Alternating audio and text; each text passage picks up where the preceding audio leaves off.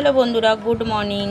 তো আজকের রেসিপি হচ্ছে লোটে মাছ। তো লোটে মাছটাকে আমি ধুয়ে নুন হলুদ মাখিয়ে রেখেছি। আর এদিকে পেঁয়াজ আর টমেটো কেটে নিয়েছি, আদা রসুন পেস্ট করে নিয়েছি, আদা রসুন কাঁচা লঙ্কা পেস্ট করে নিয়েছি। তো দেখুন কীরকম করে বানাই। আমি কড়াইতে তেল দিয়ে দিয়েছি, তেলটা গরম হলে আমি পেঁয়াজ ছাড়বো। আমি কড়াইয়ে তেল গরম হয়ে গেছে, এবার আমি পেঁয়াজ ছেড়ে দিচ্ছি।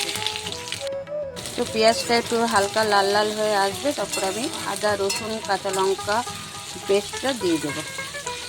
আমি এর মধ্যে আদা রসুনের পেস্টটা দিয়ে দিয়েছি। পরে আমি টমেটোগুলো দিয়ে দিলাম। এর মধ্যে দিয়ে দিয়েছি জিরে ধনে আর কাশ্মীরি রেড চিলি পাউডার, হলুদ আর মিট মশলা দিয়ে আমি এটাকে ভালো করে কষিয়ে নিচ্ছি। বন্ধুরা, আমার মশলাটা একটু কষানোর পর আমি মাছগুলো দিয়ে দিলাম। এবার মাছগুলোকে দিয়ে আর একটু করে ভাজবো। দেখুন মাছগুলো গলে গেছে, গলে গিয়ে এটা পুরো শুকনো হয়ে যাবে, শুকনো করে ভাজা ভাজা করে নেব। আমার লোটে মাছটা হয়ে গেছে ভাজাটা।